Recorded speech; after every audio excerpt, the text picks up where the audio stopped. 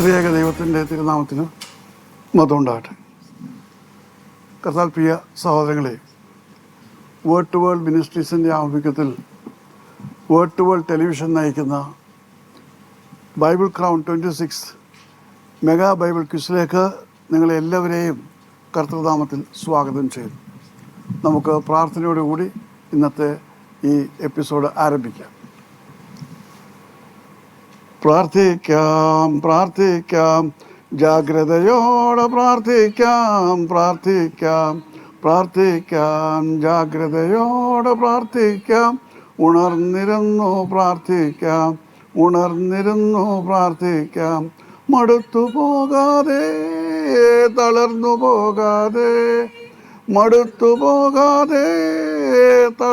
പോകാതെ പ്രാർത്ഥിക്കാം, നിരന്തരമായി പ്രാർത്ഥിക്കാം, നിരന്തരമായി പ്രാർത്ഥിക്കാം. ഏലിയാവിൻ പ്രാർത്ഥനയാൽ തീറങ്ങി കർമ്മേലിൽ, ഏലിയാവിൻ പ്രാർത്ഥനയാൽ തീറങ്ങി കർമ്മേലിൽ ജനമെല്ലാം ദൈവത്തെ ആരാധിച്ചു, ജനമെല്ലാം ദൈവത്തെ ആരാധിച്ചു. മടുത്തു പോകാതെ, തളർന്നു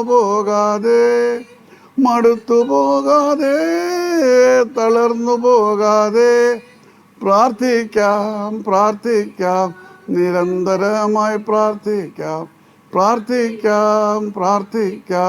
നിരന്തരമായി പ്രാർത്ഥിക്കാം. സ്നേഹിതയായ ഞങ്ങളുടെ സ്വർഗസ്വരതാവും ദൈവമേ, അവിടുത്തെ പാദപീഠത്തിലേക്ക് കടന്നു വരുവാൻ തക്കോണം അടിയങ്ങൾക്ക് ഒരുക്കിയിരിക്കുന്ന എല്ലാ മുഖാന്തരങ്ങൾക്കായിട്ട് ഞങ്ങൾ അങ്ങേ സ്തുതിക്കുന്നു, സ്തോത്രം ചെയ്യുന്നു. കർത്താവെ, ഈ മത്സരത്തിൽ പങ്കെടുക്കുവാൻ കടന്നു വന്നിരിക്കുന്ന പ്രിയ മക്കളെ നിൻ്റെ കരങ്ങളിലേക്ക് സമർപ്പിക്കുന്നു. നിൻ്റെ കൃപയിൽ സൂക്ഷിച്ചോളണമേ. ഈ കർത്താവെ ശുശ്രൂഷയ്ക്ക് വേണ്ടി പ്രവർത്തിച്ചുകൊണ്ടിരിക്കുന്ന എല്ലാ മക്കളെയും അവിടുത്തെ തൃക്കരകൾ സമർപ്പിക്കുന്നു. ലോകത്തിൻ്റെ ധനരാജ്യങ്ങൾ ഇതിനുവേണ്ടി പ്രാർത്ഥിക്കുകയും പ്രവർത്തിക്കുകയും സഹകരിക്കുകയും ചെയ്യുന്ന എല്ലാ പ്രിയ സഹോദരന്മാരെയും നിൻ്റെ കരങ്ങൾ സമർപ്പിക്കുകയാണ്. നീ ഓരോരുത്തർക്കും അളന്ന് കുലുക്കി നല്ല ഒരളവ് മടിയിൽ കൊടുക്കുന്ന ദൈവമായിരിക്കും. നന്ദിയോടെ സ്തോത്രം. അടിനെ അവിടുത്തെ കരങ്ങൾ സമർപ്പിക്കുന്നു. അങ്ങ് ഏഴയിലും അങ്ങലെ കൊണ്ട് ഈ മാത്രമുള്ള സൂക്ഷിക്കണം ഇപ്പം കൊണ്ടും സഹായിക്കണമേ. എല്ലാറ്റിലും ഉപരിയായിട്ട് എൻ്റെ കർത്താവെ, അവിടുത്തെ പൊന്നുനാമം ഉയർത്തപ്പെടുവാനും മഹത്വപ്പെടുവാനും അനേകർക്ക് അങ്ങയുടെ വെളിച്ചം പകരുവാനും തക്കവണ്ണം എളിയ ശുശ്രൂഷയിലൂടെ സഹായിക്കണമെന്ന് യേശുവിൽ അപേക്ഷിക്കുന്ന കൃപയുടെ കേൾക്കുവാനാണ്. ആമേൻ.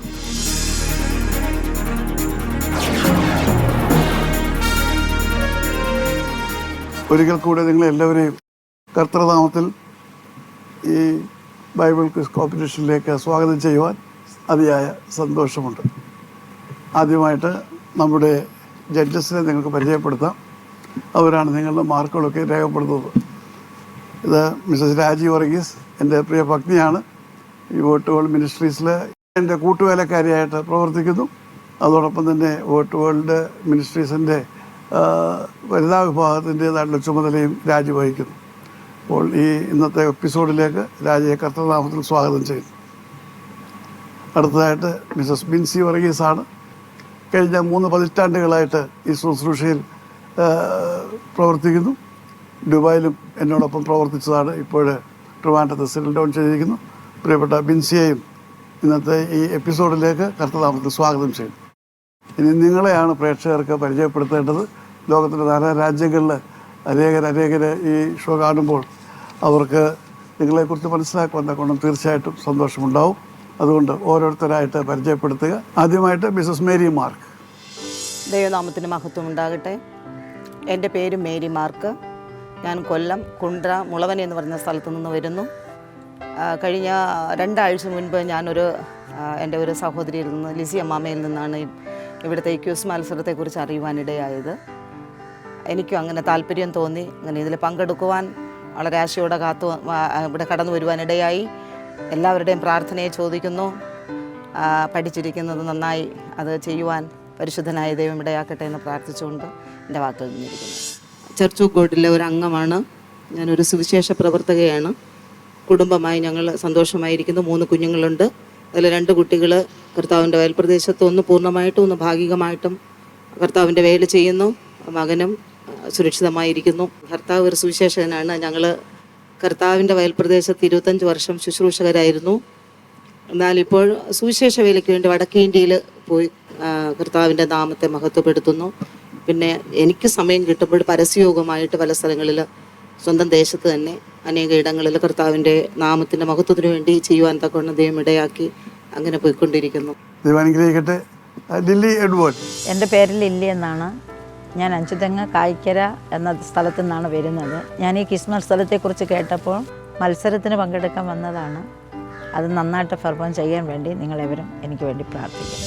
30 വർഷത്തോളമായി കർത്താവിൻ്റെ വേലയിലായിരിക്കും. ഞാൻ രക്ഷിക്കപ്പെട്ടിട്ട് നോക്കിയ 37 വർഷമായി. കർത്താവിൻ്റെ കൃപയിൽ ഇന്നോളം 95 മുതൽ കർത്താവിൻ്റെ വേലയ്ക്ക് പൂർണ്ണമായി ഞങ്ങൾക്ക് ഇറങ്ങുവാനിടയായി. എൻ്റെ ഭർത്താവ് മരിച്ചിട്ട് 3.5 വർഷമായി. ഇപ്പോൾ എൻ്റെ മകനാ ശുശ്രൂഷ ചെയ്യുന്നത്. ഞങ്ങൾ സന്തോഷമായിരിക്കുന്നു. എനിക്ക് 3 പിള്ളേരുണ്ട്, 8 കൊച്ചുമക്കളുണ്ട്. ഒരാൾ കർത്താവിൻ്റെ വേലയിൽ, ഒരാൾ വിദേശത്ത്. മകള് വിധവയാണ്, ഭർത്താവില്ല, 2 കുഞ്ഞുങ്ങളുണ്ട്. കുഞ്ഞുങ്ങളൊക്കെ മറ്റു കുഞ്ഞുങ്ങളെല്ലാം പഠിച്ചുകൊണ്ടിരിക്കുന്നു. ഓക്കെ, ദൈവാനുഗ്രഹിക്കട്ടെ. എൻ്റെ പേര് ലിസമറ്റി. ഞാൻ കൊല്ലം ജില്ലയിൽ കുണ്ടറ മുളവനയിൽ നിന്ന് വരുന്നു. ഞാൻ ഈ ബൈബിൾ ക്രൗണിൽ പ്രോഗ്രാമിന് രാവിലെ കാലം പങ്കെടുക്കാറുണ്ട്. അങ്ങനെ തന്നെ ഈ ബൈബിൾ ക്രൗണിൻ്റെ മത്സരത്തിലേക്ക് മത്സരാർത്ഥിയായി ക്ഷണിച്ചു. നന്നായി പെർഫോം ചെയ്യാൻ എനിക്ക് വേണ്ടി പ്രാർത്ഥിക്കണം. മുളവന ദൈവസഭയിൽ സജീവ അംഗമായി 40 വർഷമായി ഞങ്ങൾ അവിടെ സഭയായി സന്തോഷമായി ഞങ്ങൾ കുടുംബമായി ആയിരിക്കുന്നു. എനിക്ക് ഞാനും ആച്ചാനും എനിക്ക് 2 മക്കളമാരുണ്ട്. മോന് ആർമിയിൽ വർക്ക് ചെയ്യുന്നു, മോള് നേഴ്സായിട്ട് അബുദാബി ജോലി ചെയ്യുന്നു. 4 കൊച്ചുമക്കളുമുണ്ട്. 2 പേർക്ക് ഈ 2 മക്കൾ വീതം. അങ്ങനെ ഞങ്ങൾ സന്തോഷത്തോടെ ദൈവസഭയിൽ അങ്ങോട്ട് ആയിപ്പോകും. Thank you. ഷീജ രാജൻ. എൻ്റെ പേര് ഷീജ രാജൻ. ഞാൻ പത്തനംതിട്ട ജില്ലയിലെ ഏനാത്ത് എന്ന് പറയുന്ന സ്ഥലത്തു നിന്നാണ് വരുന്നത്. എൻ്റെ ഒരു ഫ്രണ്ട് വഴിയാണ് എനിക്കിങ്ങനെ ബൈബിൾ ക്വിസിൻ്റെ കാര്യം അറിയാനിടയായി തീർന്നത്. പിന്നെ എനിക്ക് വരാൻ സഹായിച്ചതിൽ വളരെയധികം സന്തോഷമുണ്ട്. എന്നെ ക്ഷണിച്ചതിൽ ഞാൻ എല്ലാവരോടും നന്ദി അറിയിക്കുന്നു. എനിക്ക് ഇതിൽ പെർഫോം ചെയ്യാൻ പറ്റുമെന്നാണ് എൻ്റെ വിശ്വാസം. നിങ്ങളെല്ലാവരും എന്നെ ഓർത്ത് പ്രാർത്ഥിക്കണം. ചർച്ച് ബോർഡ് ഇൻ ഇന്ത്യ തട്ടാരിപടി ചർച്ചിലാണ് ഞങ്ങൾ കൂടി വരുന്നത്. എനിക്ക് ഹസ്ബൻഡും 2 കുഞ്ഞുങ്ങളും ഉണ്ട്. മോള് നേഴ്സാണ്, BSc നേഴ്സാണ്. അവളുടെ കല്യാണം കഴിഞ്ഞു. മോൻ സൗദിയിലാണ്. എൻ്റെ മരുമകനാണ് സൗദിയിൽ. മോന് നാട്ടിലുണ്ട്. അവന് ഈ ചിൽഡ്രൻസ് മിനിസ്ട്രിയിലൊക്കെ വർക്ക് ചെയ്യുന്നുണ്ട്. അത് പോയിട്ട് ഈ യൂത്തിൻ്റെ ഇടയിലൊക്കെ പ്രവർത്തിക്കുന്നുണ്ട്. ഡിഗ്രി ചെയ്തുകൊണ്ടിരിക്കുന്നു. അങ്ങനെ കുടുംബമായി ഞങ്ങൾ സന്തോഷമായിരിക്കുന്നു. Thank you. Thank U.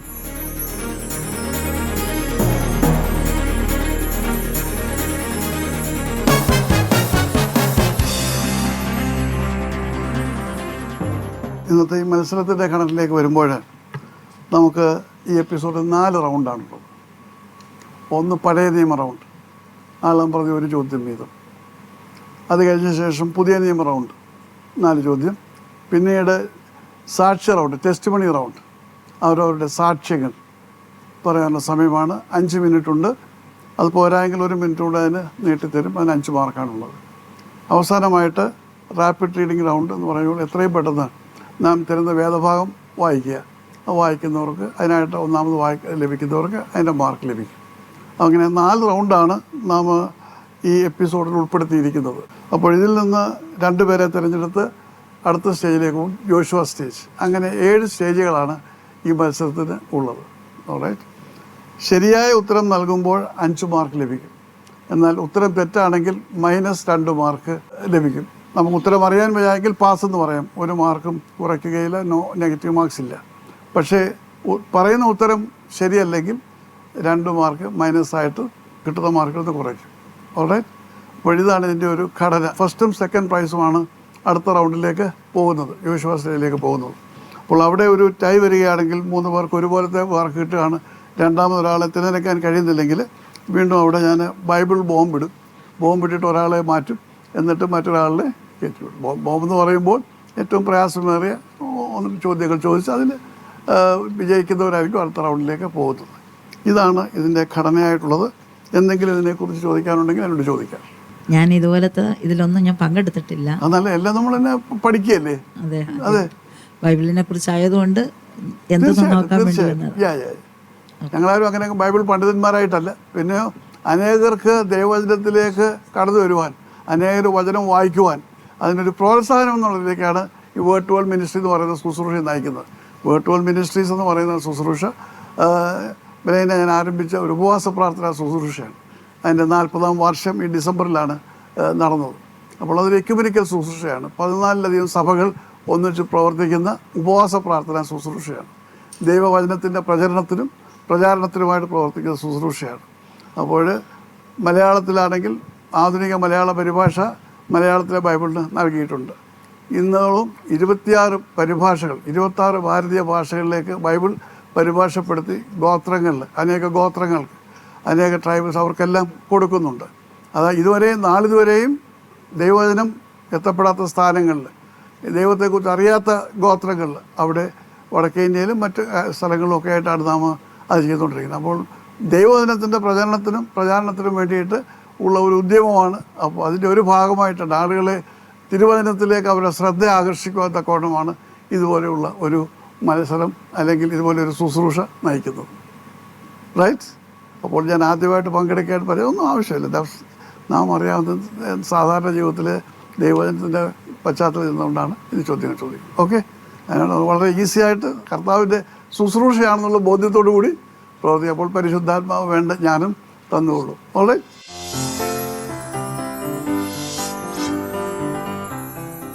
ആദ്യത്തെ ചോദ്യം ആരംഭിക്കുന്നത് മിസസ് മേരി മാർക്കിൽ നിന്നാണ്. ദാവീദ് ജനസംഖ്യാ നിർണയം നടത്തിയതിനെതിരെ യഹോവയുടെ ശിക്ഷ ദാവീദിനെ അറിയിച്ച പ്രവാചകൻ ആരാണ്?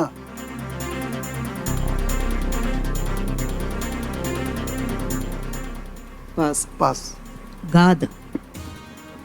ഗാദ് പ്രവാചകനാണ്. Yes, Mrs Lindy Edward gets 4 marks, 4 mark. ആദ്യത്തെ 5 മാർക്കാണ്. പക്ഷേ അത് പറയാനുണ്ട്. രണ്ടാമത് ഉത്തരം പറഞ്ഞു കഴിഞ്ഞാൽ അവർക്ക് 1 മാർക്ക് പറയും, 4 മാർക്കായിരിക്കും. അപ്പോൾ മിസ് ലില്ലി എഡ്വേർഡിന് 4 മാർക്ക് ലഭിക്കുന്നു. രണ്ടാമത്തെ ചോദ്യം ലില്ലി എഡ്വേർഡ് തന്നെയാണ്. വളരെ ബാബേൽ ഗോപുരത്തിൻ്റെ പണി ആരംഭിച്ചത് ഏത് സ്ഥലത്താണ്?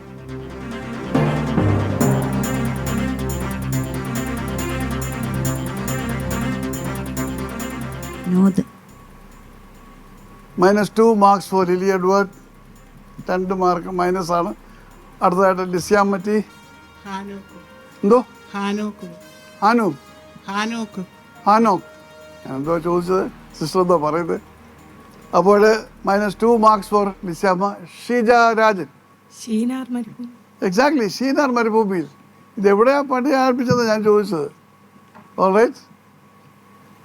So Sheeja Rajan gets 4 marks. Mrs Lily Edward -2, Lissyamma -2. All right. അപ്പോൾ മൂന്നാമത്തെ ചോദ്യം ലിസ്യാമ്മറ്റിയോടാണ്. ഓൾ റൈറ്റ്, ശ്രദ്ധിച്ച് കേൾക്കുക. ഈ ക്വസ്റ്റ്യൻ 2 പ്രാവശ്യം ഈ ക്വിസ് കോമ്പറ്റീഷൻസിൽ ഒരിക്കൽ മാത്രമേ ക്വസ്റ്റ്യൻ പറയുള്ളൂ. കാരണം അത്രയ്ക്ക് ശ്രദ്ധയോടെ ഇത് പിടിച്ചെടുക്കണം. അതുകൊണ്ടാണ് നിങ്ങളോടുള്ള പ്രയാസം കൊണ്ടോ ഞാനൊരു നിയമം ഉണ്ടാക്കുന്നുണ്ട്. ഇതിനൊരു ആഗോള നിയമമുണ്ട്. അപ്പോൾ അതനുസരിച്ചാണ് കേട്ടോ. അതുകൊണ്ട് എന്നോട് വിരോധപ്പെടരുത്. All right. സോ ലിസ്യാമ്മറ്റിക്കുള്ള ചോദ്യമാണ്. യഹോവയുടെ ദൃഷ്ടിയിൽ ദുഷ്ടനായിരുന്നത് കൊണ്ട് യഹോവ കൊന്നുകളഞ്ഞ യഹൂദയുടെ ആദ്യജാതന്റെ പേരെന്ത്?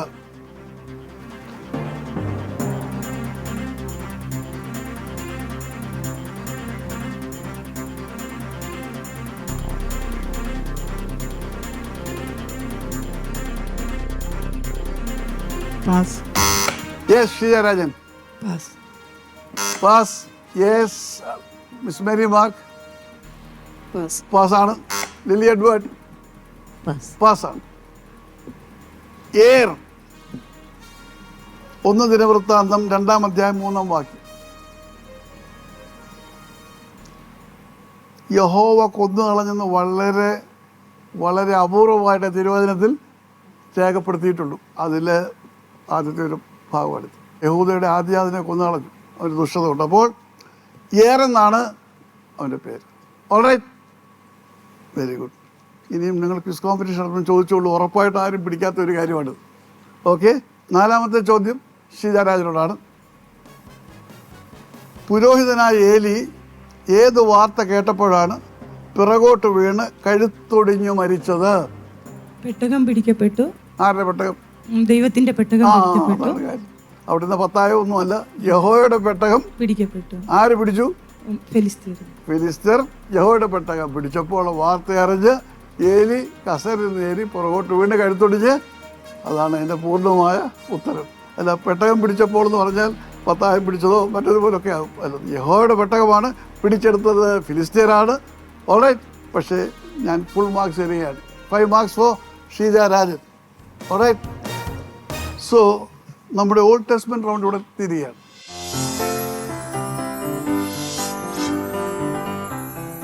അടുത്തതായിട്ട് പുതിയ നിയമ റൗണ്ടാണ്. അത് ആരംഭിക്കുന്നത് ഷീജ രാജനിൽ നിന്നാണ്. ഇവിടെ നിന്ന് ആരംഭിക്കും, അവിടെ നിന്ന് ആരംഭിക്കും. ഓൾറൈറ്റ്. ഇനി എന്തെങ്കിലും സംശയമുണ്ടോ? ലില്ലി എവിടെ ഉണ്ടോ? ഇപ്പം കുഴപ്പമൊന്നുമില്ലല്ലോ, വളരെ എളുപ്പമെന്ന് മനസ്സിലായല്ലോ. ധൈര്യമായിട്ടിരിക്കുക. Right. Praise the Lord. Okay, പറയൂ. ഫോർ ഷീജ രാജൻ. ഓക്കെ. ഇവൻ എൻ്റെ പ്രിയപുത്രൻ, ഇവൻ പറയുന്നത് ശ്രദ്ധിക്കുവിൻ എന്ന് മേഘത്തിൽ നിന്നുള്ള ശബ്ദം കേട്ടവർ ആരൊക്കെയാണ്?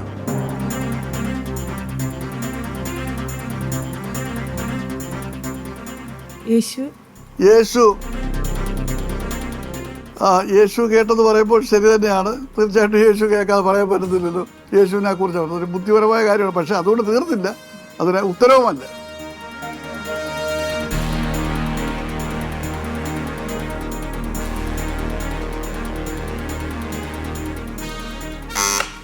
യെസ്, ലിസമ്മ. പത്രോസ്, യാക്കോബ്, യോഹന്നാൻ. അത്രേ ഉള്ളൂ. So 4 mark. 4 marks for Lissyamma. യേശുവിനെ കുറിച്ചാണ് പറയുന്നത്. പിന്നെ യേശു എന്ന് പറഞ്ഞുകൊണ്ട് ഞാൻ -മാർക്ക് തരേണ്ടതായിരുന്നു, ഞാൻ തരുന്നില്ല. ഓൾറൈറ്റ്. ഇവൻ എൻ്റെ പ്രിയപുത്രൻ എന്ന് പറയുമ്പോൾ ഒരു വ്യക്തിയാണ്. അപ്പോൾ അവന് കേട്ടോ എന്ന് ചോദിച്ചു കഴിഞ്ഞാൽ അതല്ല. മനസ്സിലായോ ലിസ്യാമ്മ? ഓൾറൈറ്റ്. ഓക്കെ. മർക്കോസിൻ്റെ സുവിശേഷം 9-ാം അധ്യായം 7-ാം വാക്യത്തിൽ അത് കാണുവാൻ കഴിയും. Okay, right.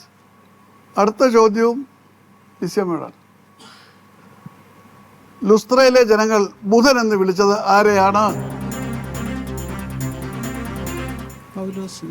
പൗലോസിനെയാണ്. ഉത്തരം വളരെ ശരിയാണ്. 5 മാർക്സ് ഫോർ ലിസ്യാമ്മ. ലിസ്യാമ്മയ്ക്ക് 5 മാർക്ക് ലഭിക്കുന്നു. റൈറ്റ്. യെസ്. മൂന്നാമത്തെ ചോദ്യം ലില്ലി എഡ്വേർഡിനോടാണ്. വളരെ എളുപ്പമായ ലളിതമായ ചോദ്യമാണ്. അപ്പോസ്തല പ്രവൃത്തിയിൽ രേഖപ്പെടുത്തിയിരിക്കുന്ന മന്ത്രവാദികളുടെ പേരുകൾ എന്താണ്?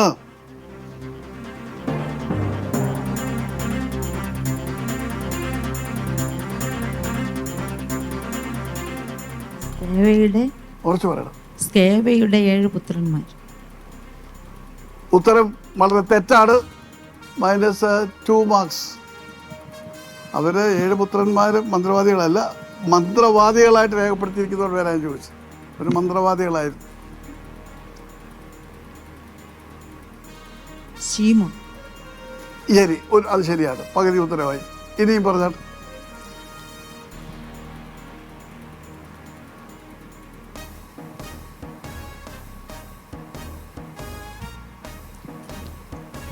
ശരി. ഇനി ഒരാളൂടെ ഉണ്ട്. കറക്റ്റ്, ഒരാളൂടെ. അതാ ഞാൻ പറഞ്ഞത്. സേവയുടെ 7 പുത്രന്മാരല്ല, ഇനി ഒരാളൂടെ ഉണ്ട്. നമ്മുടെ കർത്താവായിട്ടൊക്കെ വളരെ ബന്ധപ്പെട്ട വ്യക്തിയാണ്. പറഞ്ഞാട്ടെ. ബന്ധപ്പെട്ടെന്ന് പറയുമ്പോൾ കർത്താവിനെ ഓർത്താൽ മതി, ആളുടെ പേര് ഓർക്കാൻ. ഞാനൊരു ക്ലൂ തരികയാണ്. കിട്ടുന്നില്ല. ശരി, നമുക്ക് 2 മാർക്ക് തരാം. അല്ല, ആദ്യത്തെ ചോദ്യം ആയിരുന്നല്ലോ താങ്കളുടെ എടുക്കുക അല്ലേ? അപ്പോൾ ആദ്യമേ എന്നെ ഒന്ന് തെറ്റിക്കാൻ ശ്രമിച്ച് 7 പുത്രന്മാരെന്ന് പറഞ്ഞ്, അതുകൊണ്ട് ഞാൻ മാർക്ക് കുറയ്ക്കുന്നില്ല. 2 മാർക്ക് ലില്ലി എഡ്വേർഡിന്. ഇനി അടുത്തത് മേരി മാർക്കിനാണ്. ഒരാളുടെ പേര് പറഞ്ഞു. ഇനിയും വല്ലവരും ഉണ്ടെങ്കിൽ പറഞ്ഞാട്ടെ. അത് വളരെ എളുപ്പം. ഞാൻ പറഞ്ഞില്ല, യേശുவோട് അനുബന്ധിച്ച ഒരു പേരാണ് ബർയേശു. ബർയേശുവിൻ്റെ മറുപേരെന്താണ്? മാർക്കില്ല ചോദ്യമാണ്. പറഞ്ഞോളൂ, ധൈര്യമായിട്ട് പറയൂ. അറിയാമോ ഷീജയ്ക്ക്? അതിപ്പോൾ ശരിയായി. ഇപ്പോഴാണ് തെളിഞ്ഞു വന്നത്. എലിമാസ്. പക്ഷേ മാർക്കില്ല ചോദ്യമാണ്. അതുകൊണ്ട് 2 മാർക്ക് മിസ് മേരി മാർക്കിന്. അവർ 2 പേർക്കും 2 മാർക്ക് വീതം. ഓൾറൈറ്റ്.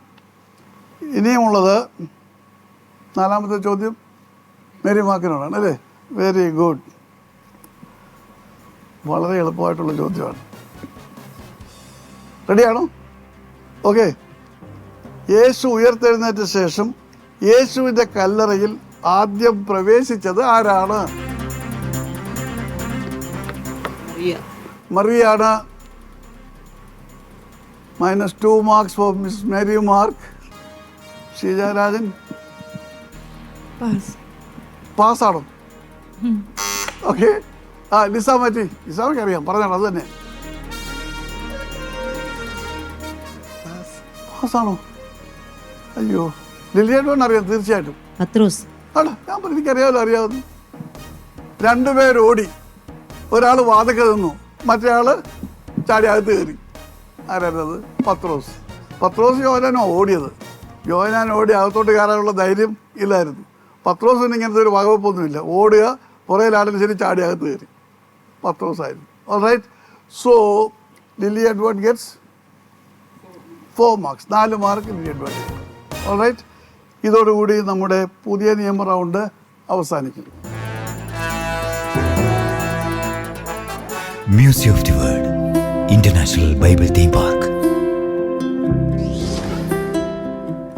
ആഗോള ക്രൈസ്തവ വിശ്വാസി സമൂഹങ്ങൾക്ക് ബൈബിൾ ചരിത്ര സംഭവങ്ങളുടെ നേർസാക്ഷ്യ ദൃശ്യവിസ്മയങ്ങൾ സമ്മാനിച്ചുകൊണ്ടിരിക്കുന്ന Museum of the Word International Bible Theme Park ലോക വിശ്വാസി തീർത്ഥാടക സമൂഹത്തിന് അനുഗ്രഹപൂർവ്വം സമർപ്പിക്കുന്ന നവ്യ ദൃശ്യാനുഭവങ്ങൾ.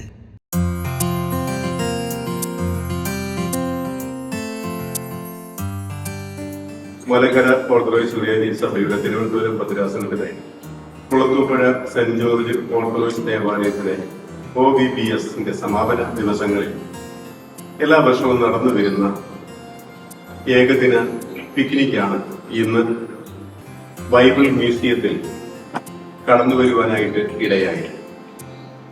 ലോകപ്രശസ്തമായ അന്താരാഷ്ട്ര ബൈബിൾ മ്യൂസിയത്തിലേക്ക് കടന്നു വരുവാനും ഈ ബൈബിൾ മ്യൂസിയത്തിലെ കർത്താവിന്റെ ജനനം മുതൽ സ്വർഗാരോഹണം വരെയുള്ള എല്ലാ കാര്യങ്ങളും പ്രതീകാത്മകമായി അത് കണ്ട് മനസ്സിലാക്കുവാനും ക്രൈസ്തവ സഭയുടെ വിവിധ പാരമ്പര്യങ്ങളും വിവിധ ആരാധനാ ഉപകരണങ്ങളും ഒക്കെ കാണുവാനും ലഭിക്കുന്നതായ ഒരു വലിയ അവസരമാണ് ഈ ബൈബിൾ മ്യൂസിയത്തിലൂടെ ഈ കടന്നു വരുന്ന എല്ലാവർക്കും ലഭിക്കുന്നത്.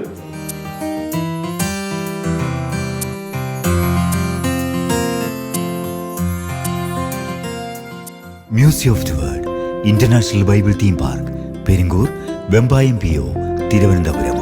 ഫോൺ 0472 283 4848, 0472 283 4949, 9495 828444, 9495 998555.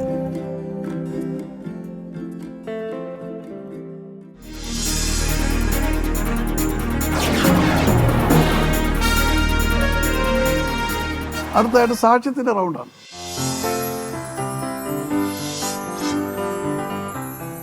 കർത്താവ് നിങ്ങളുടെ ജീവിതത്തിൽ പ്രവർത്തിച്ച അത്ഭുതങ്ങളും അനുഗ്രഹങ്ങളും അടയാളങ്ങളും നിങ്ങൾ പ്രവർത്തിക്കുന്ന കർത്താവിന് വേണ്ടി പ്രവർത്തിക്കുന്ന കാര്യം സാക്ഷ്യമാണ്. അറിയാവില്ല, ഞാൻ പറയേണ്ട കാര്യമില്ല. പ്രത്യേകിച്ച് താങ്കളുടെ സുവിശേഷമായിട്ട് പ്രവർത്തിക്കുന്നു. 5 മിനിറ്റ് ഉണ്ട്, അല്ലെങ്കിൽ പിന്നെ 1 മാർക്ക് കൂടെ 1 മിനിറ്റ് കൂടി എടുക്കാൻ കഴിയും. Alright, start.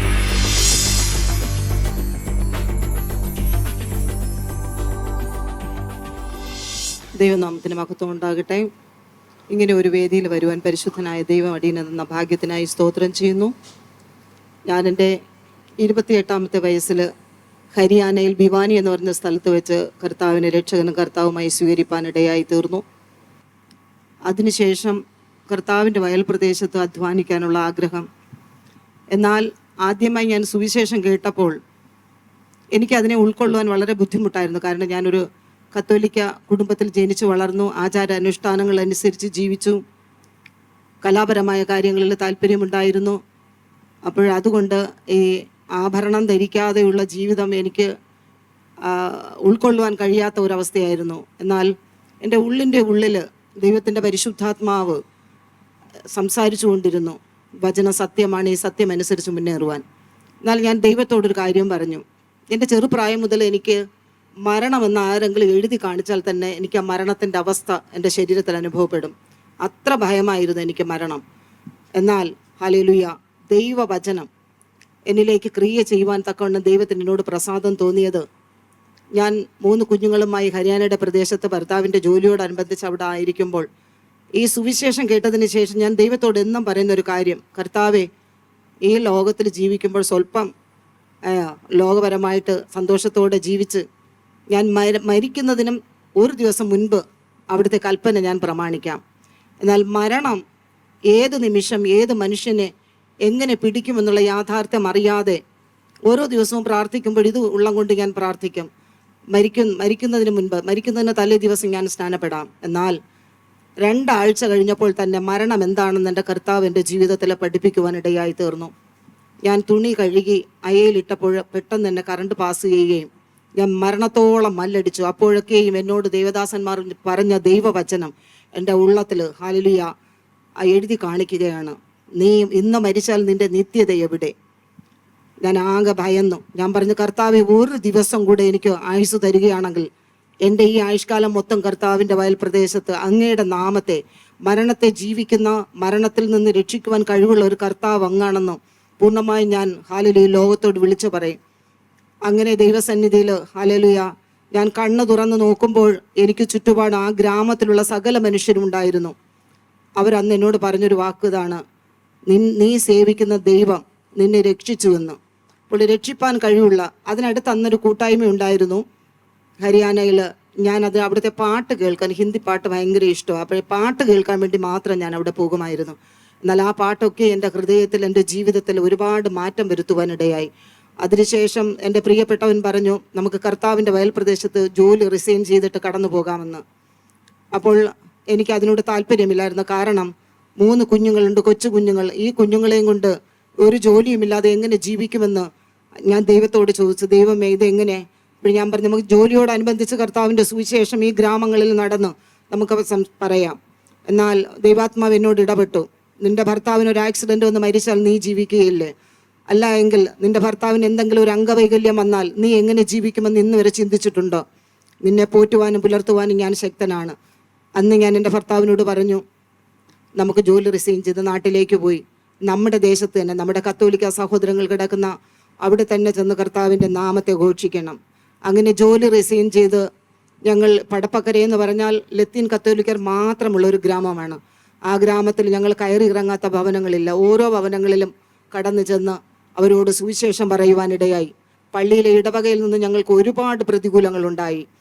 എന്നാൽ ഹല്ലേലൂയ, കുഞ്ഞുങ്ങൾ വളരെയേറെ പട്ടിണിയും പ്രയാസങ്ങളും ബുദ്ധിമുട്ടുകളും അനുഭവിച്ചു. പക്ഷെ അവിടെയൊക്കെയും എന്നെ സന്തോഷിപ്പിച്ചത്, കാരണം എൻ്റെ കുഞ്ഞുങ്ങൾ ഒരിക്കൽ പോലും വിശന്ന് ദാഹിച്ചിട്ട് മമ്മി എന്താ ഞങ്ങൾക്ക് ഭക്ഷണമില്ലാത്തതെന്ന് ഒരിക്കൽ പോലും ചോദിക്കുവാൻ ദൈവം ഇടയാക്കിയിട്ടില്ല. എന്തു കൊടുത്താലും, ആഹാരമില്ലെങ്കിൽ പോലും, ആഹാരമില്ലാതെ എൻ്റെ കുഞ്ഞു കുഴഞ്ഞു വീണിട്ടുണ്ട് സ്കൂളിൽ. എന്നാൽ അപ്പോഴും അവർ അഭിമാനികളായിരുന്നു. എൻ്റെ കുഞ്ഞുങ്ങൾ ഒരു ഭവനത്തിൽ പോയി ആരുടെയും ഭക്ഷണം മേടിച്ച് കഴിക്കുവാനോ അല്ലെങ്കിൽ അവർക്കൊരു ബുദ്ധിമുട്ട് വരുത്താൻ എന്ത് ചോദിച്ചാലും അവർ പറയും, ഞങ്ങളിപ്പോഴും കഴിച്ചിട്ട് വന്നതേ ഉള്ളൂ. എന്നാൽ ഭക്ഷണം കഴിക്കാത്ത വീട്ടിലെ കുട്ടികളാണെന്ന് പറയുകയില്ല. അവരെ കണ്ടാൽ അവർ അത്രത്തോളം സന്തോഷത്തോടുകൂടി ആയിരിക്കാൻ പരിശുദ്ധനായ ദൈവം ഇടയാക്കി. ഞങ്ങളുടെ സുവിശേഷ വേലയുടെ നടുവിൽ പലരും എന്നോട് ചോദിച്ച്, 2 പെൺകുഞ്ഞുങ്ങൾ വളർന്നു വരുന്നു, ഇവരെ നിങ്ങൾ എങ്ങനെ വളർത്തും, എങ്ങനെ ഇവരുടെ വിവാഹം നടക്കുമെന്ന്.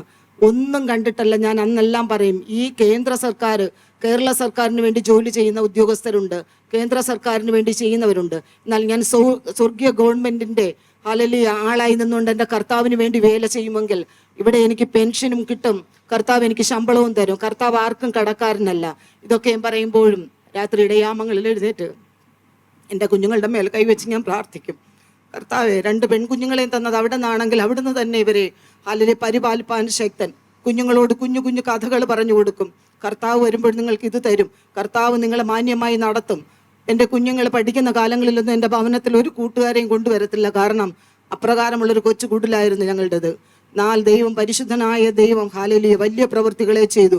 എൻ്റെ കുഞ്ഞുങ്ങൾ അവർക്ക് അതാത് സമയങ്ങളിൽ ഹല്ലേലൂയ അവരാഗ്രഹിച്ചതുപോലെ തന്നെ അവരുടെ വിവാഹങ്ങൾ നടക്കുവാനിടയായി തീർന്നു. കടന്നു വന്നവരാരും ഞങ്ങളോട് സ്ത്രീധനം ആവശ്യപ്പെട്ടില്ല. കടന്നു വന്ന 2 ആൺകുഞ്ഞുങ്ങളും ഞങ്ങൾക്ക് കുട്ടികളെ മാത്രം മതി എന്ന് പറഞ്ഞ് അവിടെ എല്ലാം ദൈവത്തിൻ്റെ വലിയ പ്രവൃത്തി ജീവിതത്തിൽ കാണുവാനിടയായി. അങ്ങനെ ഞങ്ങൾ കർത്താവിൻ്റെ വയൽ പ്രദേശത്ത് അധ്വാനിപ്പാനായി കാശ്മീരിൽ രജോറി എന്ന് പറഞ്ഞ സ്ഥലത്ത് ഞങ്ങൾ കടന്നുപോയി. അവിടെ ചെന്നപ്പോൾ ഭൂതഗ്രസ്തരായ അനേക സഹോദരിമാരുടെ വിടുതൽ കാണുവാനിടയായി തീർന്നു. ഹല്ലേലൂയ. അന്ന് ഞാൻ അഭിഷേകം പ്രാപിച്ചിട്ടില്ലായിരുന്നു. അതുകൊണ്ട് പല സ്ഥലങ്ങളിലും കടന്നു പോകുമ്പോൾ എനിക്ക് ചെറിയ ഭയമുണ്ടായിരുന്നു. ഞങ്ങൾ പല പട്ടാള ക്യാമ്പുകളിലും കയറി ഇറങ്ങി സുവിശേഷം പറഞ്ഞു. ഒരിക്കൽ ഞങ്ങൾ നടന്നു പോകുമ്പോൾ 3 ദിവസം കൊണ്ട് ചത്തു കിടക്കുന്ന ഒരു കിടാക്കുട്ടി അവിടെ കിടക്കുന്നത് കൊണ്ട്, അപ്പോൾ എൻ്റെ ദേവദാസൻ പറഞ്ഞു, മേരി നമുക്കിവിടെ നിന്ന് പ്രാർത്ഥിക്കാം, ഇതിന് ദൈവം ജീവൻ കൊടുക്കും. അപ്പോൾ ഞാൻ പറഞ്ഞു, വേണ്ട വേണ്ട, അവർ ദൈവമായിട്ട് ആരാധിക്കുന്നതിനെ നമ്മളിവിടെ വെച്ച് പ്രാർത്ഥിക്കുകയാണെങ്കിൽ ഇത് ജീവിച്ചില്ല എങ്കിൽ അതവസാനം നമുക്ക് വളരെ ഭാരത്തിനിടയായി തീരും. അന്ന് എനിക്ക് എൻ്റെ ഹൃദയത്തിൽ ചെറിയൊരു അവിശ്വാസം വന്നതാ. എന്നാൽ 3 ദിവസം കൊണ്ട് ആ ഹാലിലെ തണുപ്പിൻ്റെ അവസ്ഥയിൽ ചത്തുകിടന്ന് അവിടെ ആ ദേശക്കാർക്ക് മൊത്തം അറിയാമായിരുന്നു. പ്രാർത്ഥിച്ചുകൊണ്ടിരുന്ന കണ്ണു അടച്ചു ജീവൻ കൊടുക്കുന്ന ഒരു ദൈവത്തെയാണ് ഞങ്ങൾ സേവിക്കുന്നതെന്ന് പറഞ്ഞ് അതിൻ്റെ മേൽ കൈവച്ച് പ്രാർത്ഥിച്ചപ്പോൾ ഹാലിലെ 1/2 മണിക്കൂറിനുള്ളിൽ ആ 3 ദിവസമായി ചത്തുകിടന്ന ആ മൃഗം ഹാലിലെ ആ കുട്ടി എഴുന്നേറ്റു ജീവനുള്ളതിൻ്റെ കൂട്ടത്തിൽ പോയി ഭക്ഷണം കഴിക്കുന്നത് കണ്ടപ്പോൾ ഞാൻ എൻ്റെ കർത്താവിനെ അമിതമായി സ്തുതിച്ചു. കാരണം കർത്താവ് ഹാലിലെ ഇന്നും അനന്യനാണ്. മരിച്ചതിനെ ജീവിപ്പിക്കുകയും ഇല്ലാത്തതിനെ ഉള്ളതുപോലെ വിളിച്ചു വരുത്തുകയും ചെയ്യുന്ന ഒരു ദൈവത്തെയാണോ കർത്താവ് ഹാലലുയ ഞങ്ങൾക്ക് പിതാവായി തന്നതെന്ന് ഓർത്ത് ദൈവത്തെ സ്തുതിപ്പാനിടയായി തീർന്നു. അനേക ബ്ലഡ് ക്യാൻസർ രോഗികളായി കടന്നു വന്നവർ, ഞങ്ങളുടെ യാതൊരു വിധമാകുന്ന ഇതല്ല, അവർ കടന്നു വരുന്നവർക്ക് ഞങ്ങളാകുന്ന വിധം ഭക്ഷണം കൊടുക്കും. പട്ടാളക്കാരായ കുട്ടികൾ ഒരുപാട് പേര് വരും. എന്നാൽ ഹാലലി അവർക്ക് വേണ്ടി പ്രാർത്ഥിക്കുക. അപ്പോഴപ്പോഴും കർത്താവ് ഹാലലി വിടുതലുകൾ അവിടെ അയക്കുവാനിടയായി തീർന്നു. അത് കണ്ടിട്ട് ഹാലലി അവിടെയുള്ള സകല ജനങ്ങളും കൂടെ ചേർന്ന്, ഞങ്ങൾക്ക് ഉറുദു വായിക്കാൻ നമുക്കറിയില്ല, എന്നാൽ ആ പത്രത്തിൽ കൊടുത്ത് ഈ ചർച്ചിനുള്ളിൽ നടക്കുന്നതൊന്നും ഹാലിൽ ദൈവഹിത പ്രകാരമുള്ള കാര്യങ്ങളല്ല എന്ന് പറഞ്ഞ് അവർ പത്രത്തിൽ കൊടുത്ത് ഇത് ഞങ്ങളൊന്നും അറിഞ്ഞില്ല. എന്നാൽ ഹാലിലിയ പ്രിയപ്പെട്ടവനെ ഉപദ്രവിക്കുവാൻ രാത്രി കാലമായപ്പോൾ കുറേ ആൾക്കാർ കടന്നു വന്ന് വളരെ മൃഗീയമായി തല്ലി ചതച്ച് ഹാലലിയ ജമ്മു തവി എന്ന് പറഞ്ഞ ആ നദിയിലേക്ക് കൊണ്ടെറിയുവാനിടയായി തീർന്നു. എന്നാൽ പരിശുദ്ധനായ ദൈവം ഹാലലിയ താൻ വളരെ ചീർത്ത് വീർത്ത് ഹാലലി ആ തണുപ്പിൽ നിന്ന് കയറി വന്ന് ചർച്ചിനുള്ളിൽ കിടന്നിട്ട് പറഞ്ഞു, കർത്താവേ, നിന്റെ നാമത്തിന് വേണ്ടി ഞാൻ രക്തസാക്ഷിയാകുന്നുവെങ്കിൽ ഹാലലി എൻ്റെ കുഞ്ഞുങ്ങളെ എൻ്റെ ഭാര്യയെ അപ്പൻ്റെ കരങ്ങളിൽ ഏൽപ്പിക്കുന്നു. എന്നാൽ പിറ്റേന്ന് പ്രഭാതത്തിൽ താൻ ഹാലലിയ പൂർണ്ണ സൗഖ്യത്തോടെ എഴുന്നേറ്റ് ഹാലലിയ നിൽക്കുന്നത് കണ്ടപ്പോൾ ശത്രുവിൻ്റെ മേൽ വലിയ പിന്നെയും പ്രശ്നങ്ങളായി. അങ്ങനെ വളരെയേറെ ഉപദ്രവങ്ങൾ സഹിക്കേണ്ടി വന്നു. പലപ്പോഴും ഞാനും പ്രിയപ്പെട്ടവനും പലയിടങ്ങളിലും മുസ്ലിങ്ങളുടെ അടുക്കൽ അല്ലെങ്കിൽ ഹിന്ദുക്കളുടെ അടുക്കലൊക്കെ സുവിശേഷം പറഞ്ഞ് തിരിച്ചു ഞാൻ ആ നിമിഷത്തിൽ ഒരു മിനിറ്റ് അങ്ങോട്ടോ ഇങ്ങോട്ടോ മാറി തരുമ്പോൾ പ്രിയപ്പെട്ടവൻ അടി കിട്ടും. ഒരിക്കലും അങ്ങനെ വിഷമം കൊണ്ട് പറഞ്ഞ് അടി മൊത്തം വരുമ്പോഴെനിക്കാ കൊള്ളുന്നത് മേരി രക്ഷപ്പെടുകയാണ്. എന്നാൽ ഹാലലുയ അത്രയും ഹാലലി ഇന്നും അതേ താല്പര്യത്തോട് തന്നെ വടക്കേ ഇന്ത്യയിൽ കടന്നുപോയി സുവിശേഷ വേല ചെയ്യുവാൻ തക്കവണ്ണം പ്രിയപ്പെട്ടവനെ ദൈവം ഇന്നും ഒരുക്കിക്കൊണ്ടിരിക്കുന്നു. കർത്താവിൻ്റെ ആ വലിയ പ്രവൃത്തികളെ കണ്ട് ഹാലലിയ പിന്നെ അടങ്ങിയിരിക്കുവാൻ കഴിയത്തില്ലല്ലോ. അതുകൊണ്ട് ഞാൻ ദൈവസന്നിധിയിൽ പ്രാർത്ഥിച്ചു, കർത്താവ് എനിക്കൊരു സ്പീക്കർ തരണം, എനിക്ക് കർത്താവിൻ്റെ ഹാലലിയ ഞങ്ങളുടെ ദേശത്ത് സുവിശേഷം പറയുവാൻ. എന്നാൽ പരിശുദ്ധനായ ദൈവം അതിനും വഴിയൊരുക്കി തന്നു. അതിനുവേണ്ടി പലപ്പോഴും ഞാൻ ഈ കർത്താവിൻ്റെ ദാസി ലില്ലി എഡ്വേർഡിനെ വിളിക്കും, എൻ്റെ കൂടെ വരും. ഞങ്ങൾ ഒരുമിച്ച് ഹാലലിയ 2 പേരും മാത്രമായിട്ട് തന്നെ പോയി സുവിശേഷ വേല ചെയ്യുവാൻ പരിശുദ്ധനായ ദൈവം ഇടയാക്കിയിട്ടുണ്ട്. ഇങ്ങനെ സന്തോഷത്തോടുകൂടി ഇന്നും അനേകർക്ക് വേണ്ടി ഇടിവിൽ നിൽക്കുന്ന അനേകരോട് സുവിശേഷം പറയുവാൻ പരിശുദ്ധനായ ദൈവം ഞങ്ങളെ സഹായിക്കുന്നതിനെ ഓർത്തു നന്ദിയോടെ സ്തോത്രം ചെയ്യുന്നു. ജീവിതകാലം മൊത്തവും കർത്താവിന് വേണ്ടി സേവ ചെയ്ത് മരിക്കുവാൻ ആഗ്രഹിക്കുന്നു. എല്ലാവരുടെയും പ്രാർത്ഥനയും ചോദിക്കുന്ന സാക്ഷ്യം പറഞ്ഞുകൊണ്ട് നിൽക്കുന്നു. ദൈവം അനുഗ്രഹിക്കട്ടെ. 5 മാർക്സ്.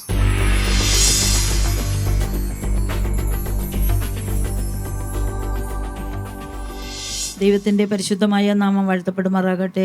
ഈ വേദിയിൽ ഇങ്ങനെയൊരു സാക്ഷ്യം പറയുവാൻ സ്വർഗത്തിലെ ദൈവം എൻ്റെ ജീവിതത്തിൽ ഒരുക്കി തന്ന വിലയേറിയ ഭാഗ്യത്തിനായി സ്തോത്രം ചെയ്യുന്നു.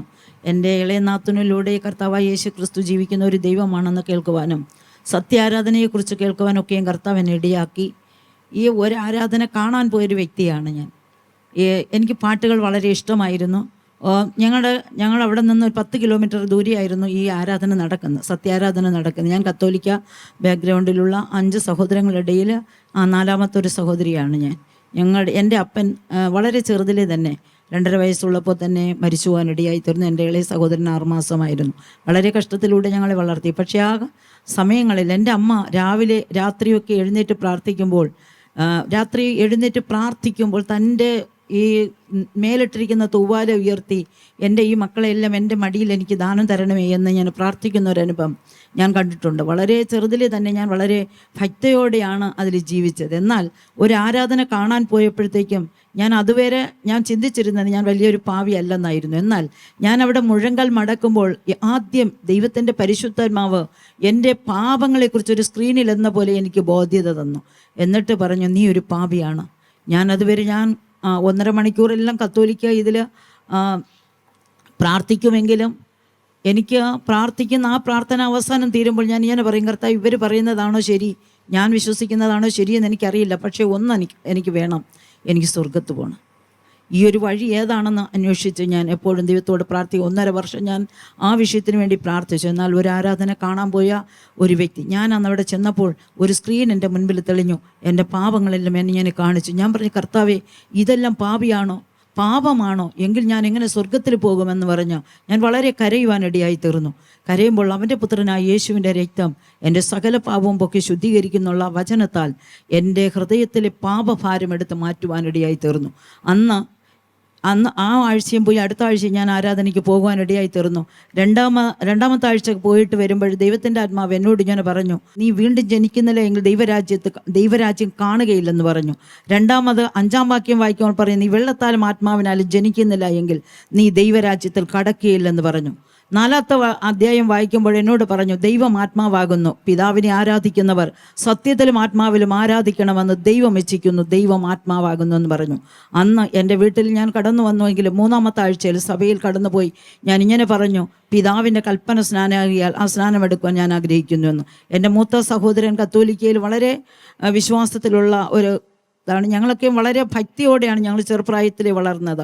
അതുകൊണ്ട് എൻ്റെ സഹോദരൻ പറഞ്ഞു, നീ മാനസാന്തരപ്പെട്ടെങ്കിൽ ശരിയാ, നീ അതിൽ പോകരുത്, നീ ഒറ്റപ്പെടുമെന്ന് പറഞ്ഞ് എന്നെ അടിച്ചു.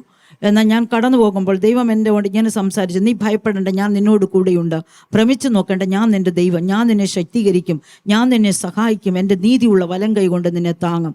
എൻ്റെ ഭർത്താവ് പറഞ്ഞു അവരവരുടെ ആത്മരക്ഷ അവരവർക്കുള്ളതല്ലേ എന്ന് പറഞ്ഞു വിട്ടു. ഞാൻ 4-ാമത്തെ ആഴ്ച സ്നാനപ്പെടുവാൻ കർത്താവ് ഇടയാക്കി.